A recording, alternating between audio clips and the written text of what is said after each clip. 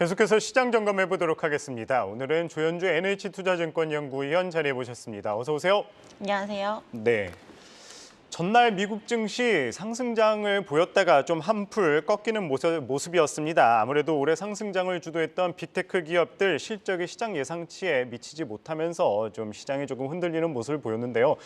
또 TSMC발 이슈로 인해서 국내 반도체주들은 흔들렸는데 테슬라가 급락한 거에 비해서 국내 2차 전지 관련주들은 또 좋은 흐름을 보였어요. 어떻게 바라보십니까?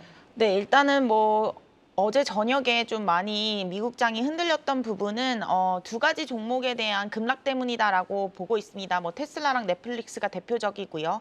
그리고 다음 주에 아마 진짜 빅테크의 그 실적이 발표될 예정인데 실질적으로 2분기는 실적이 굉장히 좋지 않을 것으로 예상을 하고 있습니다. 다만 3, 4분기를 보시면 실적 전망치가 상향 조정되고 있는 게 이제 미국의 빅테크 기업들이고 2024년 같은 경우에도 여전히 좀 실적 전망치가 상향 조정될 것으로 예상을 하고 있기 때문에 저희는 지금을 바닥으로 좀 개선될 여지가 높다 이렇게 좀 생각을 하고 있고요.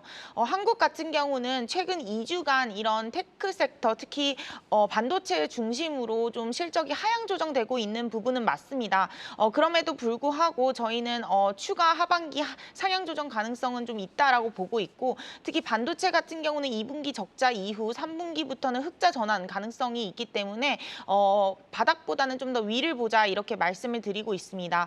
다만 이제 한국보다는 이제 미국 중심의 정책들이 굉장히 많이 펼쳐지고 있어요. 인프라도 그렇고 반도체 공급망 재편도 그렇고 그리고 AI 관련도 마찬가지고요. 결국에는 이러한 정책들이 대부분 미국 리쇼어링을 좀 더 지원하고 있는 정책이기 때문에 저희는 한국보다는 좀 미국의 실적이 좀 더 견조하지 않을까라고 생각을 하고 있어서 그런 부분들이 살짝 2분기에는 좀 차별화 흐름이 나타날 수 있어서 미국은 괜찮겠지만 한국은 잠시 쉬어갈 수는 있다 이렇게 보고 있습니다. 네, 그리고 지금 가장 큰 이슈는 다음 주 이제 7월 FOMC죠. 금리 인상, 모든 가능성이 이제 25bp 인상 가능성에 좀 무게가 실리고 있습니다. 그런 가운데 이제 버냉키 전 연준 의장의 같은 경우 7월이 금리 인상 마지막이 될 수도 있다. 이런 반응도 나온 상태인데 이번 FOMC 관전 포인트 어디에 있을까요? 네, 일단 시장에서 바라보고 있는 금리 인상 빈도수를 보면 7월 25bp 금리 인상까지만 반영하고 있는 것 같습니다. 추가적인 25bp 인상은 아직 FF 선물금리에 크게 좀 반영이 되어 있지 않는 것 같고요. 저희 하우스에서 보고 있는 이제 금리의 궤적은 일단은 긴축이 완화되는 스탠스는 유지된다라고 보시면 됩니다. 그동안에는 50bp씩, 75bp씩 그리고 25bp씩 이렇게 올리다가 조금씩 낮춰지고 있는 모습인데 6월 달의 동결 그리고 7월의 25bp라는 의미는 두 달로 놓고 봤을 때는 각각 12.5bp씩 올렸다라고 볼 수가 있습니다. 그래서 결국에는 75, 50bp 그리고 25bp 그다음은 12.5bp 이렇게 긴축의 스탠스는 좀 완화되고 있는 건 맞다 이렇게 저희는 평가를 하고 있고요. 그렇다면 앞으로의 행보를 저희가 전망해 봤을 때는 9월 달의 동결 그리고 11월에 25bp를 인상하게 되면 마찬가지로 한 달에 12.5bp 정도 인상하는 꼴이 되기 때문에 저희는 이런 흐름이 좀 예상되지 않을까라고 생각을 하고 있고요. 아직까지 시장에서 반영하고 있는 거는 25bp 인상이 끝이기 때문에 이런 부분에 대한 간극은 당분간 변동성으로는 이어질 수 있다 이렇게 보고 있습니다. 네, 당분간 변동성 요인으로 해석 가능하다 의견을 주셨습니다. 또 하나 이슈 살펴보겠습니다. 흑해 곡물 협정이죠. 이 러시아가 이 추가 연장 거부로 인해서 이번 주 17일 날 만료가 됐습니다.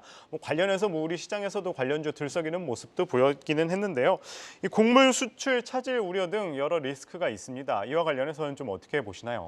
네, 아무래도 이제 전쟁이라는 이 변수 그리고 이렇게 국가 간의 이런 변화의 협정들 이런 부분들이 자산 시장에 영향을 미칠 수밖에 없을 것 같고요. 지금 흑해 곡물 협정으로 인해서 밀 가격이 좀 급등한 부분이 있는데 저희는 일단은 이 부분은 좀 일시적으로 바라보고 있고 특히 재협상 가능성은 언제든지 국가 간에 열려 있기 때문에 그런 부분을 바라봤을 때 끝도 없이 이제 밀 가격이 올라갔나라기보다는 한 차례 올라왔다가 좀 쉬어가는 그런 국면이 나타날 수 있다라고 생각을 하고 있고요. 특히 최근에는 이런 이상 기후라든가 아니면 홍수, 아시아에서 나타나고 있는 홍수 그리고 가뭄이라든가 이런 부분 때문에 이제 엘니뇨 현상으로 인해서 밀 가격이 계속해서 오르는 것이 아니냐라는 질문이 굉장히 많은데요. 사실 이 엘니뇨 같은 경우는 아시아에 영향을 있을 수는 있지만 실질적으로 미국과 같은 이런 밀이 굉장히 많이 작황되는 곳에서는 영향을 크게 받지는 않고 있고 오히려 미국의 작황은 좀 굉장히 긍정적이다라는 측면을 봤을 때는 일단 엘니뇨에 따른 영향도 그렇게 크지는 않다. 그래서 단기적으로는 이런 협정으로 인해서 밀 가격이 좀 레벨업된 부분은 있으나 추가적인 상승으로 계속 이어지기보다는 조금 안정화될 가능성이 있다. 이렇게 좀 판단하고 있습니다. 네, 다음으로는 또 다음 주 시장에 영향을 미칠 만한 변수들 살펴봐야 될 것 같습니다. 역시나 다음 주는 FOMC고 아까 연구원님 말씀하셨다시피 이제 빅테크 기업들 실적들 본격화가 되죠. 또 다음 주 좀 눈여겨볼 만한 이 시장 이슈들 어떤 게 있을까요? 네, 아마 다음 주는 가장 중요한 게 7월 FOMC가 있겠고요. 또 미국 빅테크 기업들의 실적 그리고 한국 기업들의 실적도 예정이 되어 있습니다. 특히 반도체 그리고 테크 섹터 예정이 되어 있고요. 그렇기 때문에 아마 이 실적에 대한 민감도가 높은 시장이 될 것 같고요. 또 금리에 대한 민감도도 좀 높은 시장이 되지 않을까라고 생각을 하고 있습니다. 그중에서 저희가 좀 유의 깊게 바라보고 있는 건 크레딧 시장인데요. 특히 최근에 미국 자유소비재, 섬유라든가 유통 섹터 중심으로 BBB 등급 이하 기업들의 파산 신청 건수가 좀 크게 올라오고 있는 모습입니다. 그래서 이런 부분을 봤을 때는 이 고금리가 장기화되면서 점점 이런 부분들이 기업의 부담으로 좀 작용하고 있는 것 같고요.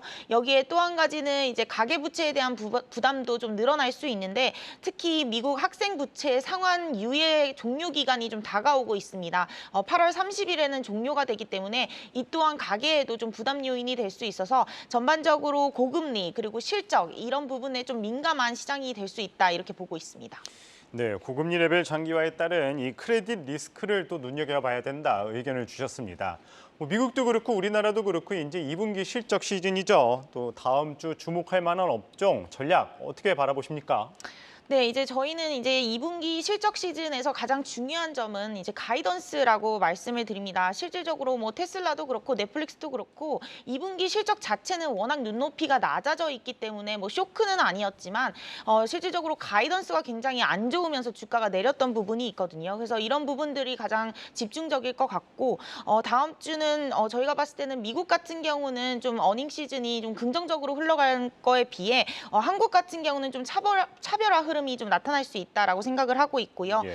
특히 테크보다는 저희는 조선이라든가 자동차 섹터에 좀 더 집중을 하자 이렇게 말씀을 드리고 있습니다. 아무래도 실적이 좀 상향 조정되고 있는 섹터이고요. 그렇기 때문에 조선, 기계, 방산, 우주항공, 그리고 자동차 이런 섹터들이 오히려는 반도체가 좀 쉬어갈 때 주목을 받을 수 있다 이렇게 바라보고 있습니다. 그런 가운데 오늘 좀 시장 이슈 살펴보자면 이제 2차 전지 빼놓을 수가 없잖아요. 물론 많은 분들이 이제 하반기 반도체라든지 그 밖에 이제 조선 이쪽을 이제 봐야 된다 말씀하셨는데 2차 전지가 계속 흐름이 이어지고 있어요. 좀 연구원님께서는 하반기 2차 전지 관련주들 좀 어떻게 보세요? 네, 이제 2차 전지 같은 경우는 특히 코스닥을 굉장히 주도하고 있는 섹터인데요. 이 섹터들을 이제 밸류에이션으로 논의하기에는 이미 그 시기를 지난 것 같고요. 결국에는 상승 모멘텀에 대해서는 AI라든가 아니면 전기차 이런 부분에 대한 모멘텀을 좀 봐야 되는데 길게 보면 당연히 2차 전지주 각광을 받는 게 맞는 것 같고요. 그렇다면 이게 언제쯤까지 갈까라는 부분인데 일단 지금은 좀 과도하게 올라온 부분이 있고 앞서 말씀드린 대로 미국 같은 경우는 펀더멘털이 견고한데 반해 한국 같은 경우는 실적 전망치가 조금은 코스닥 포함해서 막 견고하다라고 보기는 어려워서 쉬어가는 국면이 좀 있지는 않을까라는 생각을 하고 있습니다. 그래서 그때가 오히려 담아가기엔 좀 덜 부담스러울 것 같고요. 지금 쫓아가기에는 살짝 부담스러운 가격대이긴 맞다 이렇게 좀 판단을 하고 있습니다. 네, 2차 전지 관련주들 좀 쫓아가기에는 부담스러운 가격이다. 그렇기 때문에 실적 상향 추세에 있는 업종들 자동차와 또 조선주들 한번 눈여겨볼 필요 있다 말씀 주셨습니다. 네, 오늘은 조현주 NH투자증권연구위원 말씀 들어봤습니다. 고맙습니다.